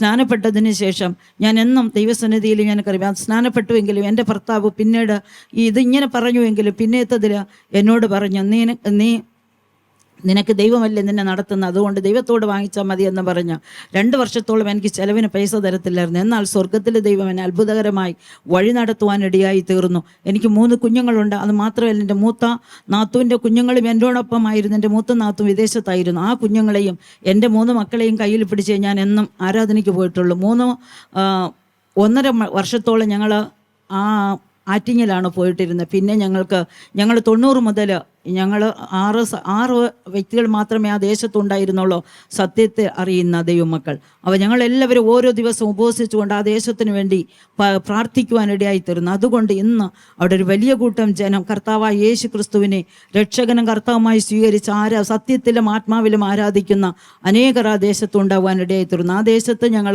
10 വർഷം ഞാനൊരു വിശ്വാസിയായിരുന്നു. എന്നാൽ ആ 92 എൻ്റെ ഭർത്താവ് രക്ഷിക്കപ്പെടുവാനിടയായി തീർന്നു. എൻ്റെ ഭർത്താവ് ഒരു ഭൂതബാധിതത്തിൽ നിന്നുമാണ് രക്ഷിക്കപ്പെട്ടത്. ആ അവസ്ഥയിൽ നിന്ന് രക്ഷിക്കപ്പെടുത്തിയ ദൈവത്തിന് വേണ്ടി എൻ്റെ ഭർത്താവും എൻ്റെ അമ്മാവിയമ്മയും അതിനുവേണ്ടി സമർപ്പിക്കുവാനിടയായി തീർന്നു. അതുമാത്രമല്ല, ഞാൻ വന്ന കാലം മുതൽ ഞാൻ എൻ്റെ ഭർത്താവിൻ്റെ വീട്ടിലെ താമസം. അതുകൊണ്ട് ആ വീട്ടിലുള്ള സകല വ്യക്തികളും കർത്താവായ യേശു ക്രിസ്തുവിലൂടെ രക്ഷാനിർണയം പ്രാപിക്കുവാനും പലരും കർത്താവിൻ്റെ വേലയിൽ ഞങ്ങളുടെ കുടുംബത്തിലുണ്ട്. അവരൊക്കെയും കർത്താവിൻ്റെ വേലയുണ്ട്. എൻ്റെ ചേട്ടനും കുടുംബവും കർത്താവിനെ അറിയുവാനിടയായി തീർന്നു. വളരെ മദ്യപാനിയും വളരെ പാപിയുമായിരുന്ന ഒരു മനുഷ്യൻ, ആ മനുഷ്യൻ ഒരിക്കലും രക്ഷപ്പെടില്ല. എൻ്റെ ഭർത്താവ് ഒരിക്കലും രക്ഷപ്പെടുകയില്ലെന്ന് ലോകം വിധിയ സ്ഥാനത്ത് കർത്താവരെ രക്ഷിക്കുവാനിടയായി തീർന്നു. ഞാൻ സുവിശേഷം പറയുമ്പോൾ ഞാൻ പാട്ടുകൾ പാടി ആ ദേശത്ത് നടക്കും. അനേകർ എന്നെ ഭ്രാന്തിയെന്നും എൻ്റെ ഭർത്താവിനടുത്ത് എന്ന് പറയാം, അവളൊരു ഭ്രാന്തിയായി, ഇനിയെങ്കിലും ഒരു മാനസിക രോഗ ആശുപത്രിയിൽ കൊണ്ടുവിടാം. പക്ഷേ 1990 6-ാം മാസം 16-ാം തീയതി ഞാൻ അഭിഷേകം പ്രാപിക്കുവാനിടയായി തീർന്നു. 7-ാം മാസം 30-ാം തീയതി ഞാൻ മരണത്തിൻ്റെ അവസ്ഥയിലേക്ക് കടന്നുപോയി. മരണത്തെ ഞാൻ മുഖാമുഖം കണ്ടു. എന്നാൽ ഞാൻ എൻ്റെ അന്തരാത്മാവിൽ ഇങ്ങനെ പറഞ്ഞു, എൻ്റെ ശരീരത്തെ ദണ്ഡിപ്പിക്കുവാൻ നിനക്ക് അധികാരമുള്ളൂ, എൻ്റെ ആത്മാവിൽ തൊടുവാൻ നിനക്ക് അധികാരമില്ല എന്ന് പിശാചിനോട് പറയുവാനിടയായി തീർന്നു. എന്നാൽ ഒരു രാത്രിയായി ആ രാത്രിയിൽ തന്നെ ഒരു ശുക്ലസ്വർണ്ണം അണിഞ്ഞ ഒരു മനുഷ്യൻ എൻ്റെ മുൻപിൽ നിന്നു. എന്നിട്ട് പറഞ്ഞു, മകളെ, നിന്നെ മരണത്തിൽ നിന്ന് ഞാൻ വീണ്ടെടുത്തിരിക്കുന്നു. ഒരു ദിവസം 5 വ്യക്തിയോട് സുവിശേഷം പറയണമെന്ന് പറഞ്ഞ് 7-ാം മാസം 30-ാം തീയതി എൻ്റെ ദൈവം എനിക്ക് ജീവൻ തന്നതാണ്. അന്ന് മുതൽ ഇന്നു വരെ എൻ്റെ യേശുവിനെ കുറിച്ച് അനേകരോട് പറയുവാൻ എൻ്റെ സ്വർഗത്തിലെ ദൈവം ഇടയാക്കി. 95 കർത്താവിൻ്റെ വേലയ്ക്ക് വേണ്ടി പൂർണ്ണമായി ഞങ്ങളെ സമർപ്പിക്കുവാനിടയായി തീർന്നു. അന്ന് ഞങ്ങൾക്ക് പുതിയ വള്ളവും വലയും മെഷീനും ഒക്കെ ഉണ്ടായിരുന്നു. എന്നാൽ എൻ്റെ ഭർത്താവ് സമ്മതിക്കില്ല. കർത്താവിനോട് പറഞ്ഞു, കർത്താവെ ഞങ്ങൾക്ക് തരുന്നതിൽ 25% കർത്താവിന് വേണ്ടി കൊടുത്ത് ഞങ്ങളുടെ വേലയോട് ബന്ധത്തിൽ പോയി കർത്താവിൻ്റെ വേല ചെയ്യുമെന്നൊക്കെയും പറഞ്ഞു. കർത്താവ് ഒരു ദിവസം വള്ളത്തിൽ കിടക്കുമ്പോൾ എൻ്റെ അച്ഛനോട് ഞാൻ ചോദിച്ചു, ഇവയേക്കാൾ അധികമായി നീ എന്നെ സ്നേഹിക്കുന്നുവോ എന്ന് ചോദിച്ചു. എൻ്റെ ഭർത്താവ് പറഞ്ഞു, കർത്താവേ എന്ന് പറഞ്ഞു. ഞാൻ സ്നേഹിക്കുന്നു, എങ്കിൽ എൻ്റെ വേലയ്ക്ക് ഇറങ്ങുന്നു. അന്ന് അത് വെച്ചിട്ട് പിന്നെ ഒരിക്കൽ പോലും അത് തൊട്ടിട്ടില്ല. എന്നാൽ 4 വർഷം കർത്താവിന് വേണ്ടി പഠിക്കുവാൻ കർത്താവ് ഇടയാക്കി തീർന്നു. 4 വർഷം പഠിക്കുമ്പോൾ തന്നെ അതിൻ്റെ 3-ാമത്തെ വർഷം എൻ്റെ മകൾ മരണത്തിൻ്റെ അവസ്ഥയിലൂടെ കടന്നുപോയി. 4-ാമത്തെ വർഷം എൻ്റെ മകൻ അവസ്ഥയിലൂടെ കടന്നുപോയി. എന്നാൽ കർത്താവ് അവരെ വിടുവിക്കും, അവിടെ സൗഖ്യമാക്കുവാൻ കർത്താവ് ഇടയാക്കി തീർത്തു. അതിനുശേഷം ഞങ്ങൾ ഒരു 10 വർഷം ഹൈന്ദവർ മാത്രം നിലനിൽക്കുന്ന 25,000 ജനമുള്ള കടയ്ക്കാവറിൻ്റെ പ്രദേശത്ത് കർത്താവിൻ്റെ വേല ചെയ്യുവാൻ കൃപയാൽ കർത്താവ് സഹായിച്ചു. ഇന്ന് എന്നോട് 2 വർഷം കഴിഞ്ഞപ്പോൾ തന്നെ അവിടെ ഞങ്ങൾ 10 വർഷം പ്രവർത്തിച്ചെങ്കിൽ 2 വർഷമാകുമ്പോൾ തന്നെ കർത്താവ് ഞങ്ങളോട് പറഞ്ഞു, നീ സ്വന്തം ദേശത്ത് കർത്താവിൻ്റെ വേല ചെയ്യും, അതുകൊണ്ട് സ്വന്തം ദേശത്തേക്ക് ഞാൻ മടക്കി വരുത്തുമെന്ന് പറഞ്ഞു. അങ്ങനെ ഞങ്ങൾ അവിടെ 10 സെൻറ്റ് സ്ഥലം കർത്താവിൻ്റെ വേലയ്ക്ക് വേണ്ടി മേടിച്ചുവെങ്കിലും അവിടെ ചെയ്യുവാൻ ഇടയായില്ല. എന്നാൽ ഞങ്ങൾ സ്വന്തം ദേശത്ത്, ഞങ്ങളുടെ സ്വന്തം സ്ഥലം മാമ്പള്ളിയാണ്. മാമ്പള്ളിന് 1 കിലോമീറ്റർ ദൂരമേ ഉള്ള കായ്ക്കരി എന്ന ദേശം. ആ ദേശത്ത് ഞങ്ങൾക്ക് സ്ഥലം കിട്ടും. പല സ്ഥലത്തും ഞങ്ങൾ സ്ഥലം അന്വേഷിച്ചില്ല. ആ ദേശത്തെക്കുറിച്ച് പ്രത്യേകിച്ച് ഞങ്ങൾ കാണിച്ച മന്ത്രവാദത്തിൻ്റെ കെട്ടുകളുള്ള സ്ഥലമാണെന്ന് വ്യക്തമായി കാണിച്ചു. അവിടെ തന്നെ ഞങ്ങൾ കർത്താവിൻ്റെ വേല ചെയ്തുകൊണ്ടിരിക്കുന്നു. ഞങ്ങൾ ഒരു ആലയം കെട്ടുമ്പോൾ ഞങ്ങളത് കെട്ടി പൂർത്തിയാകുന്ന അതേ നിമിഷം എല്ലാം തകർന്നു വീഴുവാനിടയായി തീർന്നു. എന്നാൽ സ്വർഗത്തിലെ ദൈവം, ഞങ്ങൾ 3 ദിവസം എൻ്റെ അച്ഛൻ ഒന്നും സംസാരിക്കാതിരുന്നു. എന്നാൽ രാത്രിയായി ഒരു ദിവസം ഇങ്ങനെ ഇരിക്കുന്ന പ്രാർത്ഥിക്കുമ്പോൾ ദൈവം പറഞ്ഞു, എൻ്റെതെല്ലാം നിൻ്റേത്, നിൻ്റെതെല്ലാം എൻ്റേത്. ഞങ്ങൾക്ക് ശേഷിക്കുന്ന ഞങ്ങളുടെ വീട് പണയപ്പെടുത്തിയാണ് അത് കെട്ടിയത് തന്നെ. പക്ഷേ ഇനി പണയപ്പെടുത്തുവാനോ വിൽക്കാനുള്ളത് ഞങ്ങളുടെ ഒരു വണ്ടി മാത്രമായിരുന്നു. അച്ഛൻ എടുത്ത് 3 മാസമായതേ ഉള്ളൂ. ആ വണ്ടി വിറ്റ് കർത്താവിൻ്റെ വേല, ആ ആലയം പൂർത്തീകരിപ്പാൻ കർത്താവ് ഇടയാക്കി തീർന്നു. കർത്താവിൻ്റെ കൃപയാൽ ഇന്നയോളം കർത്താവിൻ്റെ വേല ചെയ്തുകൊണ്ടിരിക്കുന്നു. അതുമാത്രമല്ല 2022 എൻ്റെ അച്ഛൻ ഈ ഭൂമിയിൽ നിന്ന് മാറ്റപ്പെടുവാനിടയായി തീർന്നു. അതിനുശേഷം എൻ്റെ മകൻ കർത്താവിൻ്റെ വേലയ്ക്ക് വേണ്ടി, എൻ്റെ 2 മക്കളും ഞങ്ങളുടെ കഷ്ടത കണ്ടിട്ട് ഒരിക്കലും കർത്താവിൻ്റെ വേല ചെയ്യാൻ അവർ ആഗ്രഹിച്ചിട്ടില്ല. കാരണം അത്രത്തോളം നിന്ദകളും അപമാനങ്ങളും ഞങ്ങൾ സഹിച്ചിട്ടുണ്ട്. വളരെ പട്ടിണി ഞങ്ങൾ ഇട്ടിട്ടില്ല. പക്ഷേ അതുപോലെ സാമ്പത്തികമായ ഞെരുക്കങ്ങൾ, കഷ്ടങ്ങൾ ഞങ്ങളുടെ ജീവിതത്തിൽ വന്നു. എന്നാൽ ഒരിക്കൽ പോലും കൈവിടാത്ത നല്ല ദാതൻ കഷ്ടങ്ങളിലൂടെ കടന്നു പോകുമ്പോൾ അടുത്ത തുണയായി ഒരപ്പനെ പോലെ, അമ്മയെപ്പോലെ അടുത്തിരുന്ന് ഞങ്ങളെ സ്നേഹിക്കുന്ന സ്വർഗത്തിലെ ദൈവത്തിൻ്റെ കരുതലും കരുണയും മനസ്സിലാക്കുവാൻ, അറിയുവാൻ സ്വർഗത്തിലെ ദൈവം എൻ്റെ ജീവിതത്തിൽ ഭാഗ്യം തന്നു. കഷ്ടത വരുമ്പോൾ കർത്താവ് കൂടെ ഇരിക്കുമ്പോൾ, അതുകൊണ്ട് ഞാൻ കഷ്ടത എപ്പോഴും എനിക്ക് മതിയെന്ന് പറയുന്നു. അത് മാത്രമല്ല 96 എൻ്റെ കർത്താവിന് ഞാൻ പറഞ്ഞു, അത് ദൈവം തന്നെ വെച്ചതാകുന്നു. ക്രിസ്തുയേശുവിൽ വിശ്വസിപ്പാൻ മാത്രമല്ല, കഷ്ടം സഹിക്കുവാൻ ഞാൻ നിനക്ക് വരം തന്നിരിക്കുന്നു. അത് മാത്രമല്ല 97 എന്നോട് ദൈവം പറഞ്ഞു, ഞാൻ നിന്നെ അനുഗ്രഹിച്ച് നിൻ്റെ പേർ വലുതാക്കും. അങ്ങനെ എന്നോട് പറഞ്ഞ് ഞാൻ പറഞ്ഞു, കർത്താവ് നീ എങ്ങനെ നടത്തും എന്ന് പറഞ്ഞപ്പോൾ ദൈവം എന്നെ ഒരു ശുശ്രൂഷ എന്നെ വെളിപ്പെടുത്തി കാണിച്ചു. അത് നടക്കുമെന്ന് ഞാൻ വിശ്വസിക്കുന്നു. ഇന്നും കർത്താവിൻ്റെ വേല 2 പേരോട് സുവിശേഷം പറയാൻ വരും യാത്രയിൽ ദൈവം എന്നെ ഇടയാക്കി. കഴിഞ്ഞ ദിവസവും ഞങ്ങൾക്ക് പരസ്യയോഗം കർത്താവ് നടത്തുവാൻ ഇടയാക്കി. ഇന്ന് എല്ലായിടത്തും സുവിശേഷം പറഞ്ഞുകൊണ്ടിരിക്കുന്നു. നിങ്ങളും ഞങ്ങളെ ഓർത്ത് പ്രാർത്ഥിക്കണമെന്ന് അപേക്ഷിച്ചുകൊണ്ട് ദിവസം തീരുന്നുള്ളൂ.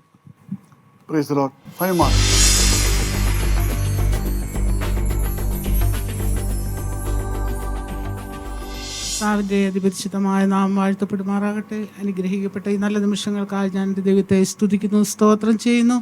ദൈവസന്നിധിയിൽ ഇന്ന് പോൽക്കാലം ഇവിടെ നിന്ന് ഒരു സാക്ഷിയായി നിൽക്കുന്നത് തന്നെ എൻ്റെ ജീവിതത്തിൽ വലിയ ഒരു സന്തോഷമായി ഞാൻ എണ്ണുന്നു.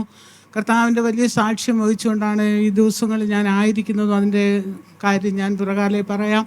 എന്നെ ജീവനിലൂടെ ദേശത്ത് വെച്ചിരിക്കുന്നത് തന്നെ വലിയൊരു സാക്ഷ്യമായിട്ടാണ് ഞാൻ കരുതുന്നത്.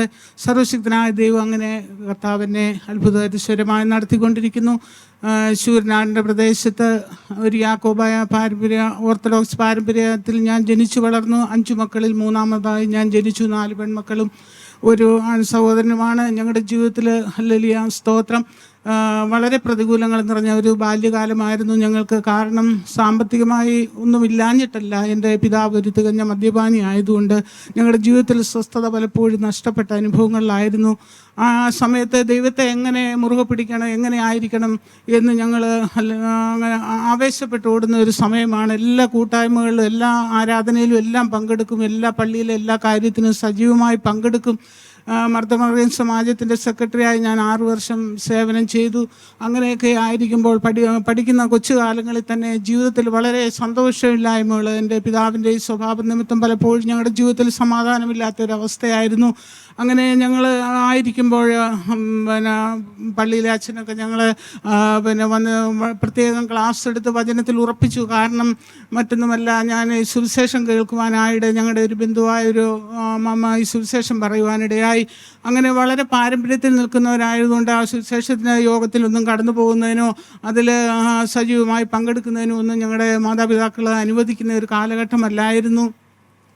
അങ്ങനെ ഇരിക്കുമ്പോൾ ഞങ്ങൾ രഹസ്യമായിട്ടൊക്കെ പോയി സുവിശേഷത്തിൽ യോഗങ്ങളിൽ പങ്കെടുക്കുവാനിടയായി തീർന്നു. പള്ളിയിലെ എൻ്റെ സേവനങ്ങളൊക്കെ എനിക്ക് വേണ്ടാന്ന് വെച്ച് ഞാൻ ഇറങ്ങിപ്പോരുവാനിടയായി. അത്രത്തോളം എനിക്ക് ദൈവത്തെ എനിക്ക് എവിടെ സമാധാനം കിട്ടുമെന്നുള്ള ആ ഒരു അന്തരീക്ഷത്തിലാണ് എൻ്റെ ബാല്യകാല ജീവിതമൊക്കെയും ആയിരുന്നത്.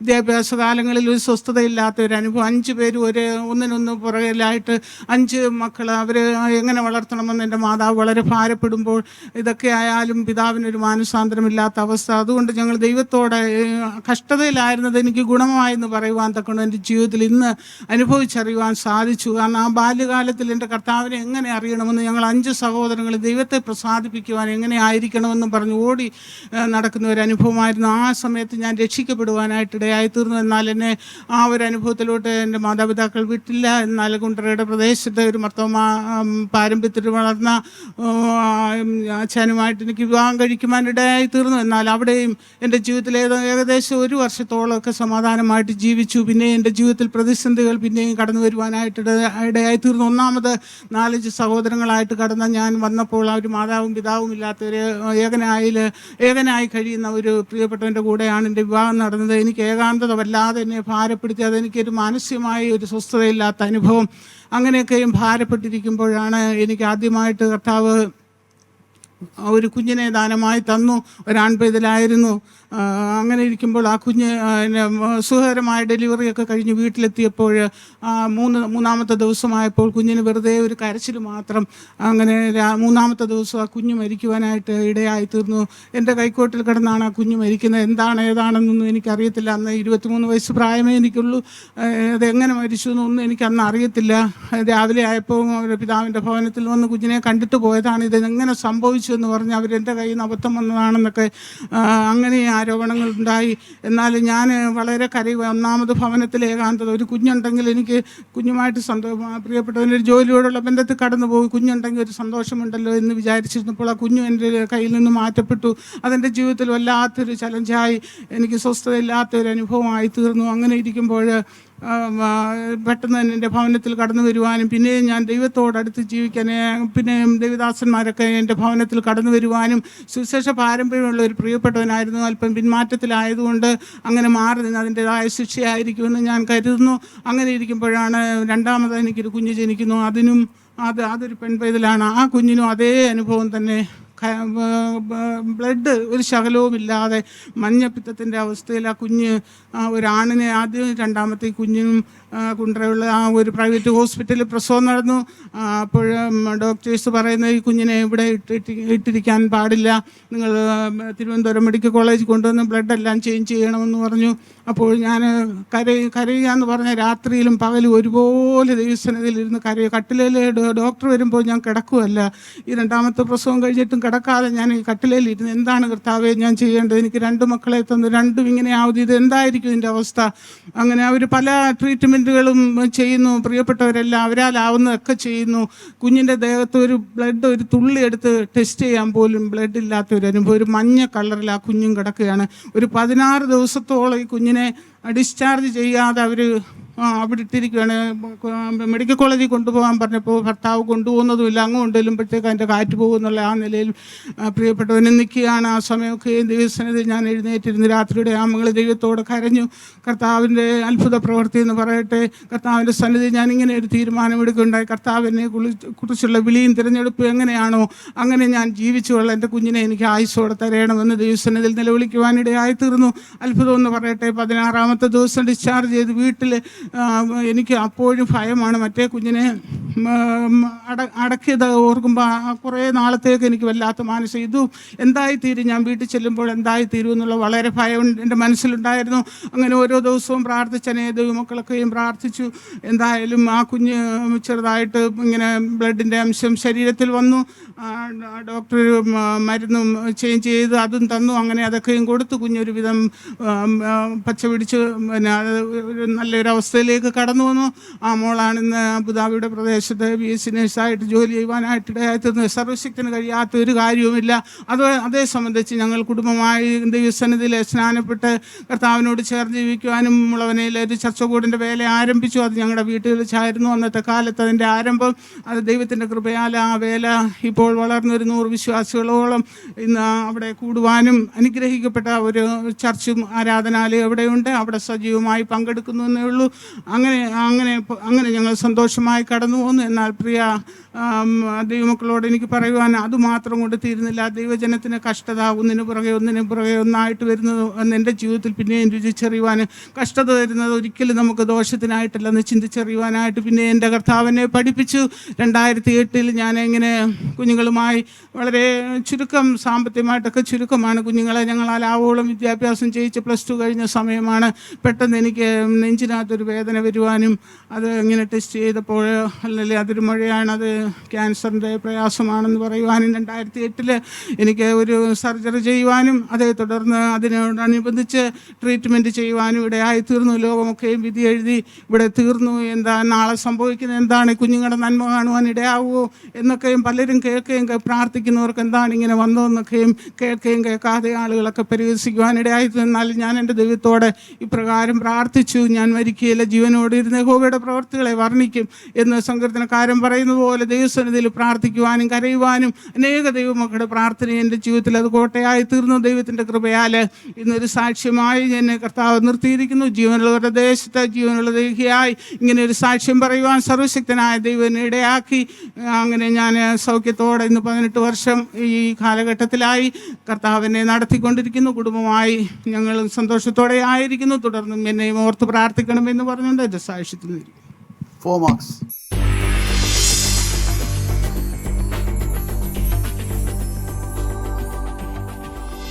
ഇങ്ങനെ ഒരു സന്ദർഭത്തിൽ കർത്താവ് ചെയ്ത അത്ഭുതങ്ങളെക്കുറിച്ച് പറയുവാൻ, കർത്താവ് എൻ്റെ ജീവിതത്തിൽ ഇടാക്കിയ വിലയേറിയ കൃപയ്ക്കായി ദൈവത്തെ സ്തുതിക്കുന്നു, സ്തോത്രം ചെയ്യുന്നു.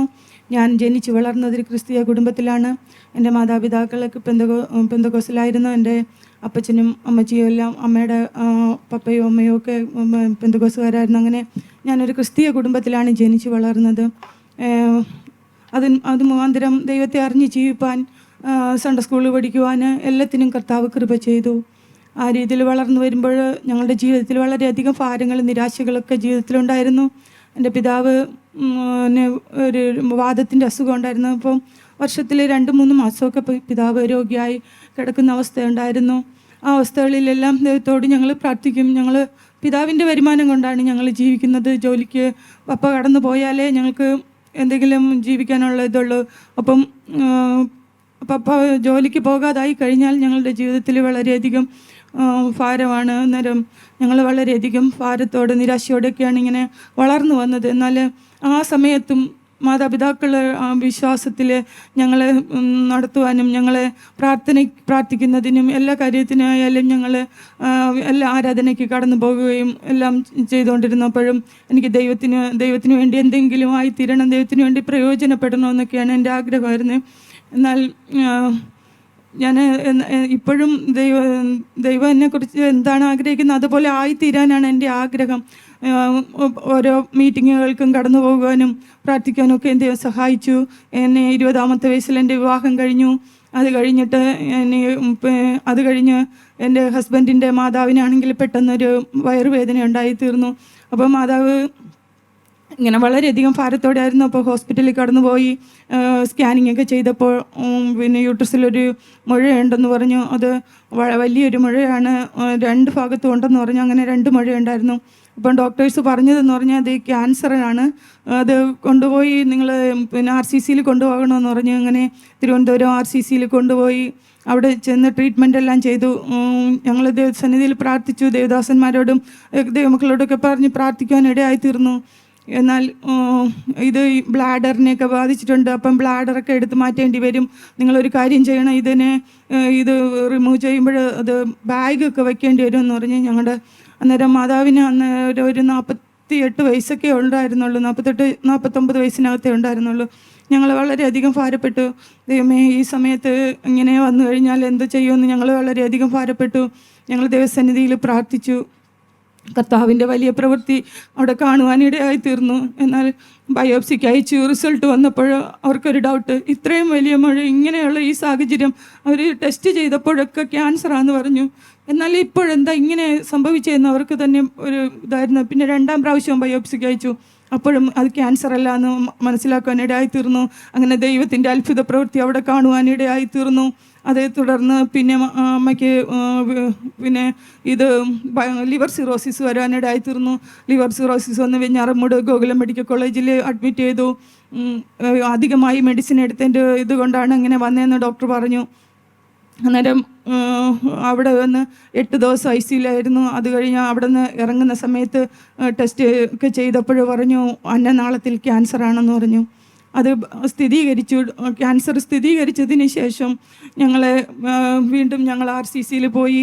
RCCയിൽ കടന്നുപോയി കീമോ എടുക്കാൻ വേണ്ടിയിട്ട് ഞങ്ങളിങ്ങനെ പൈസയും കൊണ്ട് ക്യൂവിൽ നിൽക്കുന്ന സമയത്ത് പിന്നെ അപ്പോഴാണ് ഈ ഡോക്ടർ ഞങ്ങളെ വിളിച്ചിട്ട്, ഞാനും എൻ്റെ ഹസ്ബൻഡിൻ്റെ അനിയനും കൂടെ അമ്മയെ കൊണ്ടുപോകുന്നത്.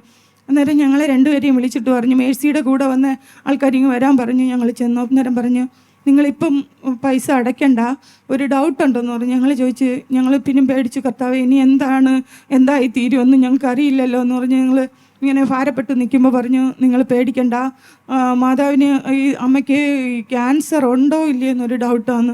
ഞങ്ങൾ അവിടെ നിന്ന് ദൈവത്തെ സ്തുതിക്കാനിടയായി തീർന്നു. RCCയിൽ കടന്നു പോകുന്നവർക്കറിയാം അവിടെ ഓരോ മനുഷ്യരും അനുഭവിക്കുന്ന ദുഃഖങ്ങളും ഭാരങ്ങളും ഒക്കെ. കർത്താവ് അതിൽ നിന്ന് 2ാം പ്രാവശ്യവും മാതാവിനെ വിടുവിച്ചു. അതുപോലെ വെഞ്ഞാറമൂട് ഗോകുലത്തിൽ ആയിരിക്കുമ്പോൾ തന്നെ ICന്ന് മാതാവിനെ ഇറക്കി. അന്നേരം ശുശ്രൂഷിക്കാൻ ഞാനാണ് കൂടെ നിന്നത്.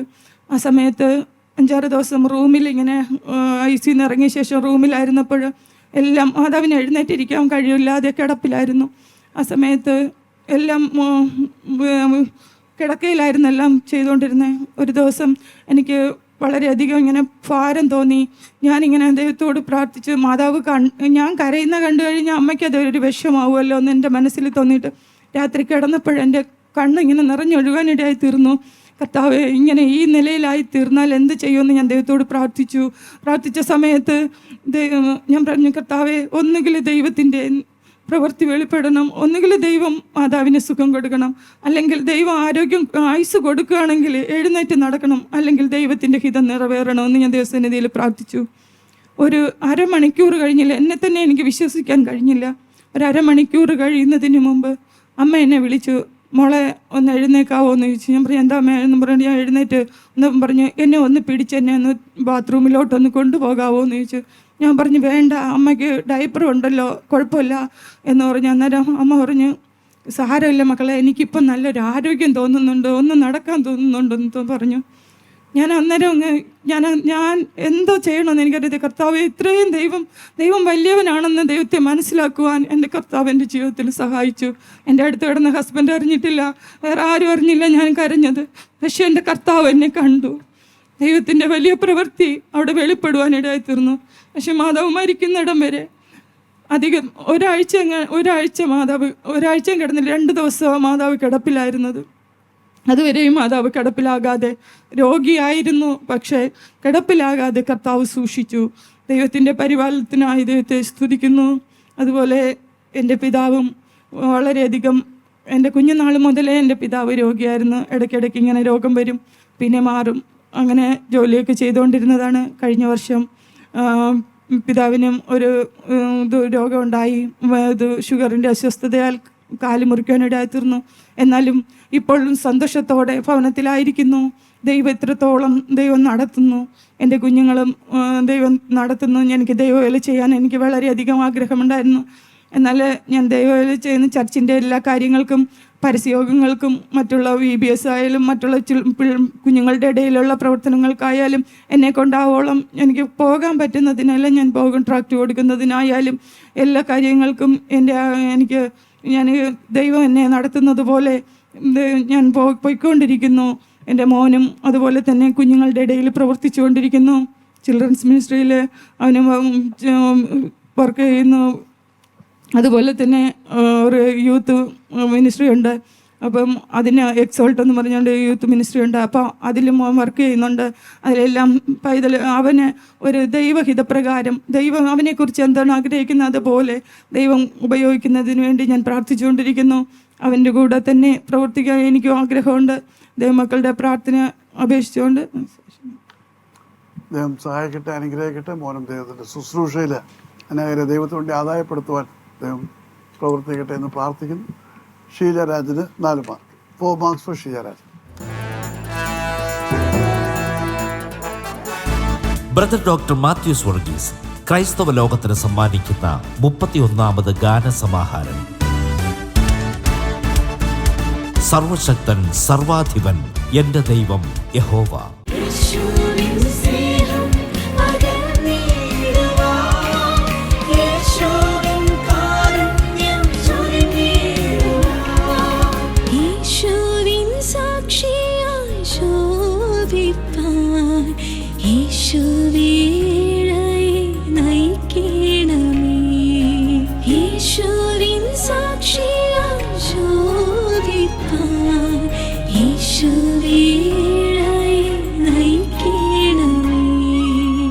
സർവശക്തൻ സർവാധിപൻ എൻ്റെ ദൈവം യഹോവ.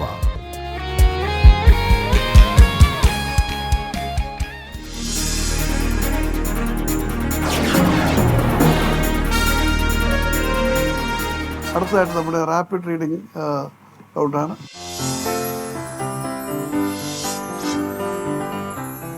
പറയുന്ന വേദഭാഗം ആദ്യമേ വായിക്കുന്നവർക്കായിരിക്കും മാർക്ക് ലഭിക്കുന്നു.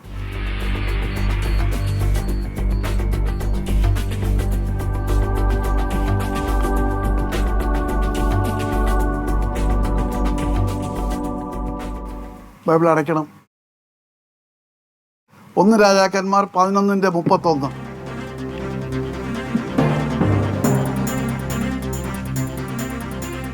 അവൻ യെരോബെയാമിനോട് പറഞ്ഞത്, 10 കഷണങ്ങൾ നീ എടുത്തുകൊള്ളുക. ഇസ്രായേലിന്റെ ദൈവമായ യഹോവ ഇപ്രകാരം അരുളി ചെയ്യുന്നു, ഇതാ ഞാൻ രാജത്വം ശലോമോന്റെ കയ്യിൽ നിന്ന് പറിച്ചു കീറി 10 ഗോത്രങ്ങൾ നിനക്ക് തരുന്നു. Yes, praise the Lord. 2 marks for ലിസമ്മറ്റി. 2 മാർക്ക് ലിസമ്മയ്ക്ക് ലഭിക്കുന്നു. അടുത്ത വായന. ബൈബിൾ അടച്ചാട്ടെ. സദൃശവാക്യങ്ങൾ 3:13.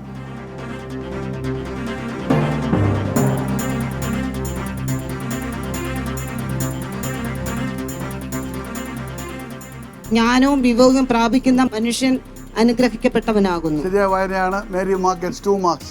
2 മാർക്ക് ലഭിക്കുന്നു. മൂന്നാമത്തെ വായന. 1 പത്രോസ് 5:8.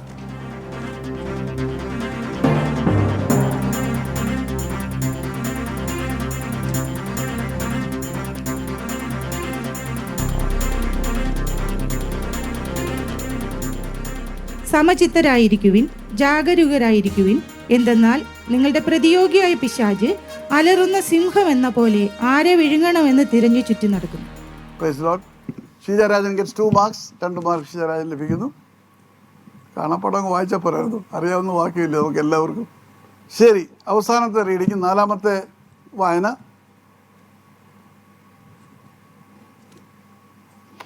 Nahum 2:8.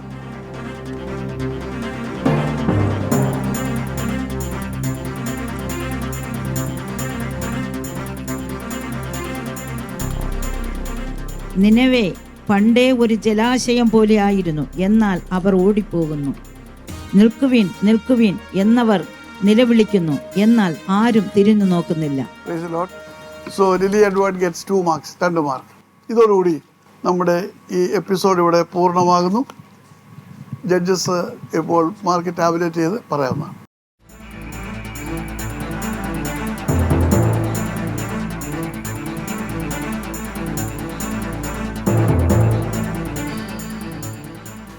Yeah, Minji, please announce the first prize. Lily Edward, first prize. Yes, Lily Edward, first prize. Sheeja Rajan, first prize. So, Lily എഡ്വേർഡും ഷീജ രാജനും അടുത്ത റൗണ്ടിലേക്ക് പോകുന്നു. യോശുവ സ്റ്റേജിലേക്ക്.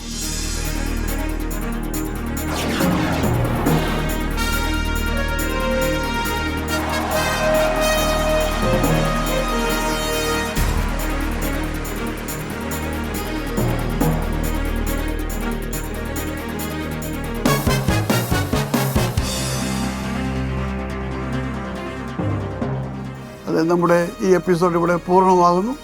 ദൈവം നമ്മെ സമൃദ്ധിയായി അനുഗ്രഹിക്കട്ടെ.